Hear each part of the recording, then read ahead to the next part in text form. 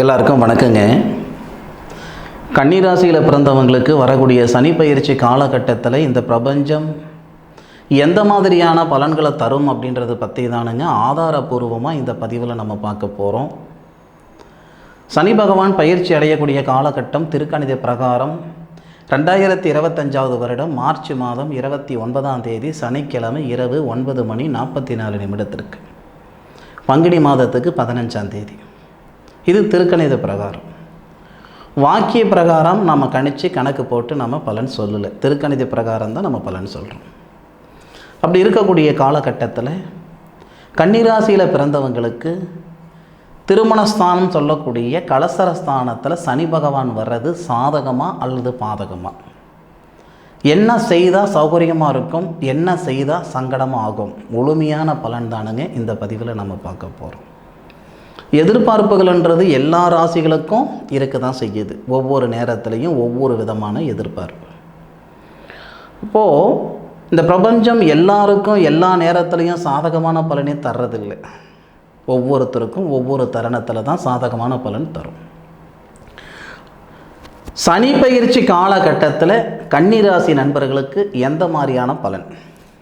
ஏன்னா சனி பயிற்சி ஆகக்கூடிய காலகட்டத்தில் உங்களுடைய ராசியாதிபதின்னு சொல்லக்கூடிய புதன் உங்களுடைய ராசிக்கு 7வது பாவகத்தில் சூரிய பகவானோட சேர்ந்து புதனாதித்ய யோகமாக இருந்தாலும் கூட நீட்சமடைகிறார். அந்த ஒரு விஷயத்தை நம்ம கொஞ்சம் துல்லியமாக பார்த்துக்கிடணும். சனி பகவான் பயிற்சி ஆகக்கூடிய காலகட்டத்தில் மீண்டும் இந்த மாதிரி ஒரு சூழல் வர்றதுக்கு 30 வருஷம் ஆகும்.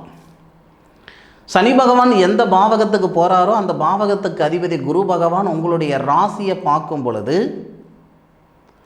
உங்கள் ராசியாதிபதி புதன், சூரியன், சந்திரன், சுக்கிரன், ராகு, சனி உங்கள் ராசியாதிபதியோடு சேர்ந்து கிட்டத்தட்ட 6 கிரகங்கள் உங்கள் ராசியாதிபதியோடு சேர்த்து 6 கிரகங்கள் உங்கள் ராசியாதிபதியோடு சேர்த்து 7 கிரகங்கள். ஏன்னா குரு, புதன், சுக்கிரன், சனி, சூரியன், ராகு, அதுபோக நமக்கு செவ்வாய், கிட்டத்தட்ட 8 கிரகங்களுடைய பார்வை சனி பகவான் பயிற்சி ஆகக்கூடிய நாளில் உங்கள் ராசி மேலே படுது. இது சாதகமானு கேட்டிங்கன்னா இது சாதகம்தான். எப்படின்னா மார்ச் 29 ஆகஸ்ட் மாதம் 18ஆம் தேதி வரைக்கும் உங்களுக்கு நல்லா இருக்கும், மாற்றம் இல்லை. வெளிநாடு போவீங்க, வெளிநாட்டில் இருக்கிற நண்பர்கள் சொந்தமாக வீடு வாசல் வாங்குவீங்க. அதே மாதிரி ரொம்ப வருஷத்துக்கு முன்னாடி நீங்கள் க்ரீன் கார்டுக்கு அப்ளை பண்ணியிருப்பீங்க, இல்லை அந்த நாட்டு குடியுரிமைக்கு அப்ளை பண்ணியிருந்தால் வரக்கூடிய 2025 வருஷத்தில், அதாவது இந்த 2025 மார்ச் மாதம் 29 ஆகஸ்ட் மாதம் 18க்குள்ளார உங்கள் ராசிக்கு 5, 6 கூடிய கிரகம் 7வது பாவகத்துக்கு போய் வக்கரம் அடையிறதுக்குள்ளார உங்களுக்கு நல்ல பலன் கொடுக்கும். ஆனால் வக்கரத்துக்கு போகும்போது 100% கெடுதல் ஏற்படும். அது அப்புறம் பேசிக்கலாம். வக்கர பலன்னு தனியாக ஒரு பதிவு கொடுக்குறேனுங்க. மார்ச் 29 ஆகஸ்ட் 18க்குள்ளார உங்களால் எந்த அளவுக்கு ஓட முடியுமோ ஓடிக்கோங்க. வளர்ச்சியில் சொல்கிறேனுங்க, தொழிலில் சொல்கிறேனுங்க.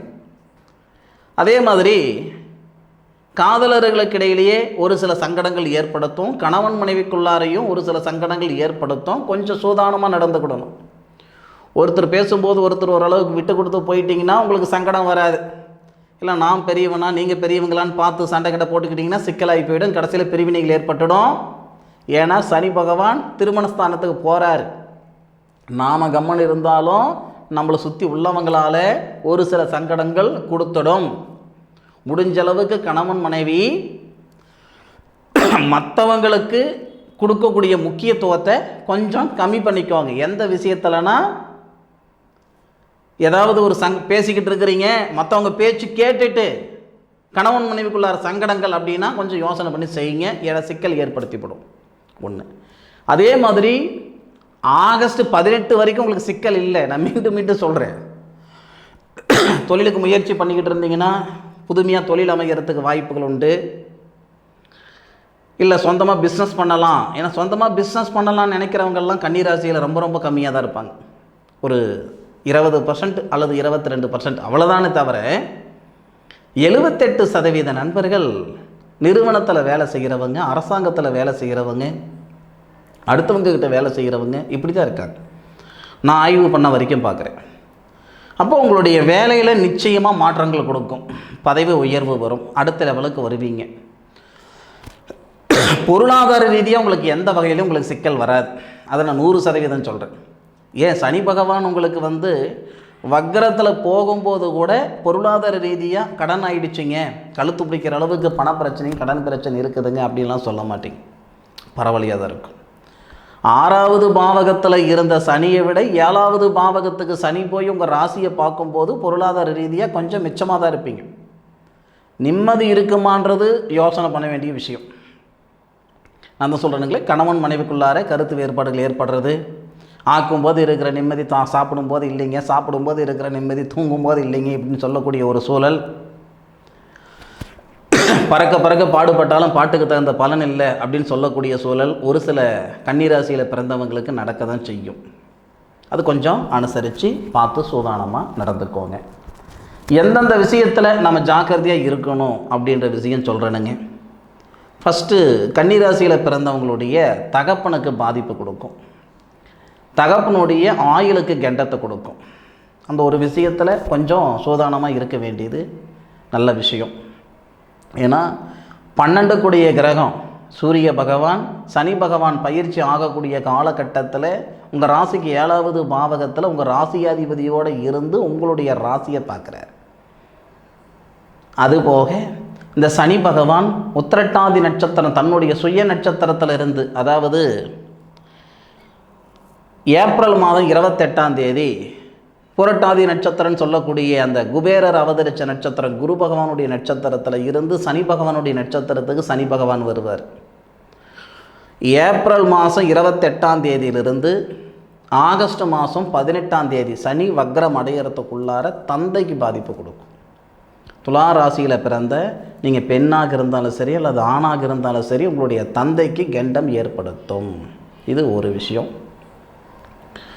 அடுத்தபடியாக உங்களுக்கு தொழில் ஸ்தானத்திலையோ அல்லது பொருளாதார ரீதியோ இல்லை உடல் உபாதைகளோ இல்லை மனக்கவலையோ இதெல்லாம் பெருசாக நமக்கு கொடுக்காது. மனக்கவலைகள் ஒரு சிலருக்கு ஏற்படுத்தும். குடும்பத்தோட நிம்மதி இல்லையே, கணவன் மனைவிக்குள்ளார கருத்து வேறுபாடு இருக்குதே, இந்த மாதிரி மனக்கவலைகள் இருக்க தான் செய்யும். வேறு விஷயத்துக்கு மனக்கவலைகள் இருக்காது. படிப்புக்கு உண்டான உத்தியோகம் கிடைச்சிடும், வெளிநாடு சார்ந்த வேலைகள் ஏற்படும், அரசாங்க வேலையில் இருக்கிறீங்களா உங்களுக்கு அந்த இடத்துல பதவி உயர்வு ஏற்படும், அடுத்த லெவலுக்கு போவீங்க. நிறுவனத்தில் இருக்கிறீங்களா அந்த நிறுவனத்திலேருந்து வேறு நிறுவனத்துக்கு போவீங்க, வேறு ரோலுக்கு போவீங்க. சின்னதாக ஒரு மளிகை கடை வச்சுருக்கிறீங்களா, பெருசாக ஒரு டிபார்ட்மெண்ட் ஸ்டோர் வச்சு விடுவீங்க. சின்ன லெவலில் ஒரு குடுக்கல் வாங்கல் பிஸ்னஸ் பண்ணிகிட்டு இருக்கிறீங்களா, ஒரு ஃபைனான்ஸ் பண்ணுற மாதிரி ஒரு சூழல் ஏற்படுத்திடும். எல்லா விஷயத்துலேயும் உங்களுக்கு ஓரளவுக்கு அந்த ஆகஸ்ட் 18ஆம் தேதி வரைக்கும் சிறப்பாக இருக்கும். ஆகஸ்ட் 18 இருந்து உங்களுக்கு அதிகபட்சம் பார்த்தீங்கன்னா 2026 ஜனவரி 16 வரைக்கும் கொஞ்சம் மோசமாக இருக்கும். 2025 ஆகஸ்ட் மாதம் 18ஆம் தேதியிலிருந்து 2026 ஜனவரி 16 தேதி வரை கொஞ்சம் மோசமாக இருக்கும். அதுக்கு மேற்கொண்டு நல்லா இருக்கும். அப்போ இடைப்பட்ட காலம் அப்படின்னா உங்களுக்கு ஆகஸ்ட் 18க்கு மேலே இதில் ஒரு 12 நாள், செப்டம்பர், அக்டோபர், நவம்பர், டிசம்பர், ஜனவரி மாதத்தில் ஒரு 16 நாள். அப்போ முழுசாக நமக்கு ஒரு 5 மாதம். அஷ்டமச்சனி அப்படின்றது நம்ம சிம்ம ராசிக்கு தான் அஷ்டமச்சனி, கன்னி ராசிக்கு அஷ்டமச்சனி கிடையாது. 2.5 வருடத்தில் 5 மாதம் உங்களுக்கு பாதகமாக இருக்கும். சிம்ம ராசியில் இந்த கன்னி ராசியில் பிறந்தவங்களுக்கு இந்த 5 மாதம் கண்டிப்பாக பாதகமாக தான் இருக்கும்.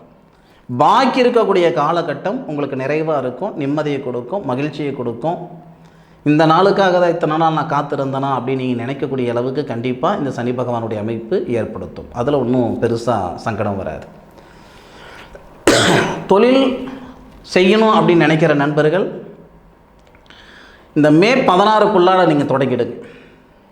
ஏன்னா மே மாதம் குரு மாறிடுவார். ஏன்னா சுபஸ்தானாதிபதி அவர் 10வது பாவகத்துக்கு போயிடுவார். இல்லை ஒரு நிறுவனம் ஸ்டார்ட் பண்ணுறேனுங்க அப்படின்னா இல்லை ஒரு சின்ன லெவலில் அல்லது பெரிய லெவலில் எது செய்தாலும் தொழிலில் பெரிய லெவலில் நான் பண்ணுறேன் அப்படின்னா 2025 மார்ச் மாதம் 29ஆம் தேதி இப்போத்துலேருந்தே நீங்கள் பார்க்கலாம், அதை பற்றி ஒன்றும் பிரச்சனை கிடையாது.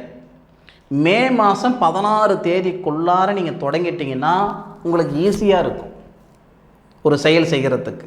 அந்த மே 16க்கு மேற்கொண்டு தொழில் தொடங்கிறதுக்கு சிரமமாக இருக்கும், அதை மட்டும் மனசில் வச்சுக்கோங்க. மற்றபடி ஒரு மனம் வாங்கணுமா வாங்குவீங்க, இல்லை இருக்கிற வீடு வாசல் ஆல்ட்ரேஷன் பண்ணணுமா செய்வீங்க, இல்லை பூர்வீகத்தில் இருந்து இடம் மாறணும்னு நினைக்கிறீங்களா, இல்லை ஒரு நிறுவனத்தில் இருந்து வேறு இடத்துக்கு போகணும்னு நினைக்கிறீங்களா, இதெல்லாம் நடக்கும். இல்லை அரசாங்கத்தில் வேறு ஊரில் இருக்கோம், எனக்கு இடமாற்றங்கள் வேணும் அப்படின்னு நினைக்கிறீங்களா, தாராளமாக வரலாம். 2 வருஷமோ 3 வருஷமா வெளிநாடு போகணுன்ற எண்ணம் இருக்குது, ஆனால் செயல்படுத்த முடியல, போக முடியல அப்படின்னா நிச்சயமாக அந்த சனி பகவான் மாறினதுக்கப்புறம் பார்த்தீங்கன்னா கண்டிப்பாக வெளிநாடு போகிறதுக்கான சூழல் ஏற்படுத்தும். இதெல்லாமே உங்களுக்கு ஓகே தான்.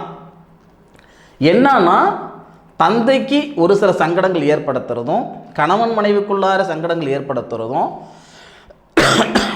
அந்த 2025 ஆகஸ்ட் 18ஆம் தேதியிலிருந்து 2026 ஜனவரி 16 தேதி வரை மட்டுமே உங்களுக்கு பாதகத்தை கொடுக்கக்கூடிய ஒரு காலகட்டம். வேறு எந்த லெவல்லையும் வேறு எந்த ரூட்லேயும் உங்களுக்கு சிக்கல் வரும்னு சொல்கிறதுக்கெல்லாம் வாய்ப்பே கிடையாது. எத்தனை ஜோதிடர்கள் சொன்னாலும் சரி, ஆதாரபூர்வமான உண்மை இதுதானுங்க. பலன் ஒவ்வொருத்தரும் ஒவ்வொரு மாதிரி சொல்லலாம், ஆனால் ஜோதிடம் என்றைக்கும் தப்பாகாது. ஜோதிடர்கள் வேணும்னா தப்பாக இருக்கலாமே தவிர ஜோதிடம் நிச்சயமாக தப்பாகாது. கன்னியா ராசியில் பிறந்த நண்பர்களுக்கு சனி பகவான் பயிற்சி ஆகக்கூடிய காலகட்டம் ஒரு வாழ்க்கையில் அடுத்த லெவலுக்கு போவீங்கன்ற ஒரு சூழல் கண்டிப்பாக இருக்குமே தவிர பின்னுக்கு போயிட்டுன்னு சொல்கிறதுக்கான சூழல் கண்டிப்பாக இருக்காது. சரியான முறையில் பிளான் பண்ணுங்கள், கட்டாயம் உங்களுக்கு நல்லதே நடக்கும். இந்த பதிவு கன்னியா ராசியில் பிறந்த நண்பர்களுக்கு பயனுள்ளதாக இருக்கும் அப்படின்ட்டு நான் மனசார நம்புகிறேன். மீண்டும் அடுத்த ஒரு அற்புதமான தருணத்தில் உங்கள் அனைவரையும் சந்திக்கும் வரை உங்களிடமிருந்து விடைபெறுவது உங்கள் வீட்டு ஜோதிட நண்பனான மா காளிதாஸ் மணிகண்டன். திருச்சிற்றம்பலம். வாழ்க வையகம், வாழ்க வளமுடன்.